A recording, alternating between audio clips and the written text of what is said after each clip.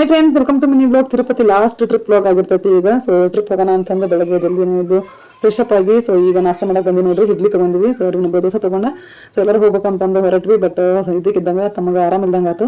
ಹಿಂದಿನ ದಿನ ಸ್ವಲ್ಪ ಹೊಟ್ಟೆ ಹೊಂತಿದ್ದ. ಸೊ ಇವತ್ತು ಸ್ವಲ್ಪ ಲೈಟ್ಗೆ ಜ್ವರ ಬಂದ ರೀತಿ ಇತ್ತು. ಸೊ ಹಂಗಾಗಿ ಅವ್ನು ಅವ್ವ ಇದ್ಲು ನೀವು ಹೋಗ್ಬರ್ರಿ ಅಂತಂದು. ಸೊ ಎಲ್ಲರಿಗೂ ಒಂದು ರೀತಿ ಬೇಜಾರಾಗಿ ಮೂಡ್ ಆಫ್ ಆಗ್ಬಿಡ್ತು. ಸೊ ಏನ್ ಮಾಡೋದು ಅಂತಂದು ಇವತ್ತೊಂದು ದಿನ ಆಯ್ತು.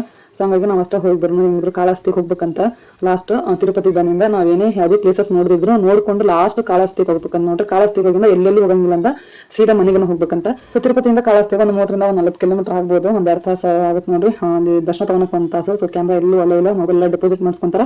ಟೆಂಪಲ್ ಹೊರಗನ ಡೆಪಾಸಿಟ್ ಮಾಡ್ಕೊಂಡು ದರ್ಶನದಿಂದ ಮತ್ತೆ ಮೊಬೈಲ್ ಡೆಲಿವರಿ ಮಾಡ್ಕೋಬೇಕು. ಸೊ ಟೆಂಪಲ್ ಅಂತೂ ಸಕ್ಕತ್ತಾಗಿತ್ತು ಫ್ರೆಂಡ್ಸ್. ನನಗಂತೂ ಬಹಳ ಲೈಕ್ ಅದು ಈ ಟೆಂಪಲ್. ಇಷ್ಟೊಂದು ಚಂದ ಇರ್ತೈತಿ ಕಾಳಹಸ್ತಿ ಟೆಂಪಲ್ ಅಂತ ಅನ್ಕೊಂಡಿರಲಿಲ್ಲ. ಹೊರಗಿನ ನೋಡಕ್ಕೆ ಸಣ್ಣದ್ ಕಾಣ್ತೈತಿ, ಬಟ್ ಒಳಗ್ ಮಾತ್ರ ದೊಡ್ಡದಿತ್ತು. ಸೊ ನೋಡ್ತಕ್ಕದಿತ್ತು, ಬಾರಿ ಚಂದಿತ್ತು ನೋಡ್ರಿ. ಬಾಲಾಜಿ ಟೆಂಪಲ್ ಗಿಂತ ದೊಡ್ಡದಿತ್ತು. ಅಂಡ್ ಕಾಳಹಸ್ತಿಯಲ್ಲಿ ಪಾತಾಳ ಗಣಪತಿ ಒಂದಿತ್ತಂತ. ಸೊ ಅದನ್ನ ಮಿಸ್ ಮಾಡ್ಕೊಂಡ್ವಿ. ಅಂಡ್ ಬೇಡ್ರ ಕಣ್ಣಪ್ಪ ಟೆಂಪಲ್ ಇತ್ತಂತ. ಮ್ಯಾಗ ಬೆಟ್ಟ ಹತ್ಬೇಕಂತ ಒಂದು 200 ಮೆಟ್ಲು ಹಾಕವನ ಅಂತಂದ್ರೆ. ಸೊ 2 ಗಂಟೆ ಆಗಿತ್ತು ನಾವು ದರ್ಶನ ಮಾಡ್ಕೊಂಡು ಹೊರಗೆ ಬರ್ತಲೆ. ಎತ್ತಿ ಬಿಸಿಲು ಇರೋದ್ರಿಂದ ಬಿಸಿಲಾಗ ಬೆಟ್ಟ ಹತ್ತಕ್ಕ ಮಕ್ಕೊಂಡು ನೀವಲ್ಲ ಅಂತಂದ್ರು.